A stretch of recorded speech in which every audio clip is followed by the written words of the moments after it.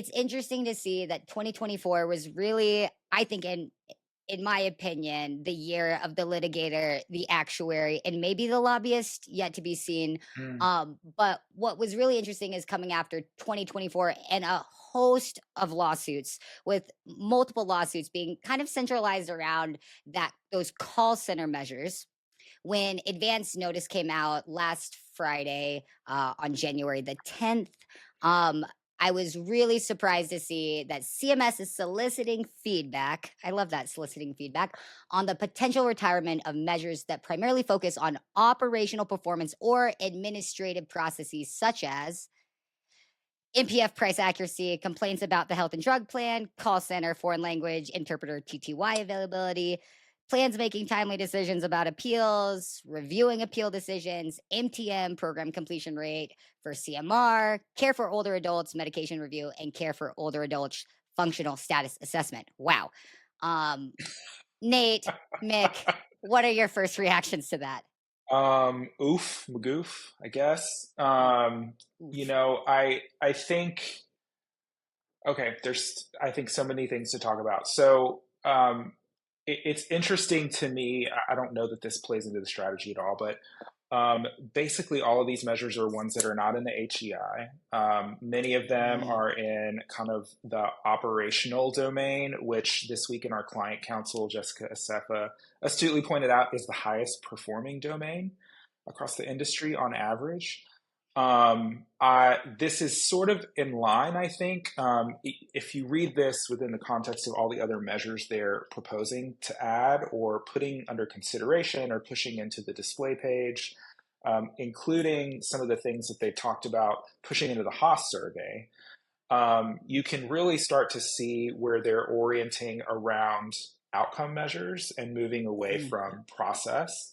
I think that makes sense to me just with kind of the proposals we've gotten over the past few years, but it certainly would rock the star ratings to remove all of those measures. Um, and oddly enough, those are the measures, a lot of them at least, which feel mostly within the control of the health plan. We can talk a little bit more later, maybe about,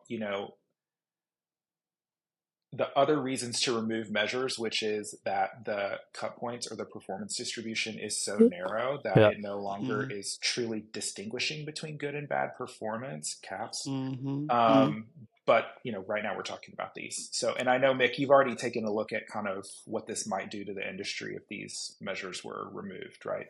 Yeah, I mean, I think it's interesting when you look at what kind of an impact it has just from a score standpoint. If let's take away some of the ones that could come out maybe earlier. MPF, you take away the appeals measures, you take away the call center measures. You do that. If you apply that to STARS 2025, 29 contracts who had gotten QBP wouldn't get QBP anymore, Mm, but there are 5 contracts out there that would have been propelled into 4+ star status.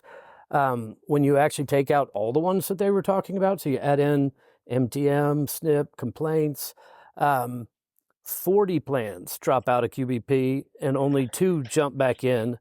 And then, mhm, what's coming, if you take away reward factor at the same time, 62 contracts with all of this end up losing QBP. And, what I think is kind of interesting on all of this, you look back, STARS 2025, with the measure weights before they changed, the QI 5-weight measures, it was about 5 points if you took the Part C QI from a mhm, 4 to a 5, a 3 to a 4, whatever. It was a big deal. We've been talking about this a lot, that after the MX weight change, now it's 6.5 points, almost 7 points. And so mm. now that was like propelling people into reward factor in a lot of cases. But that's a big deal. But if you take out all of these measures, then you think about, because the QI is still going to be 5-weight, it's just putting more and more emphasis on the importance of excelling on these QI measures because they're going to have a drastic impact on your overall score.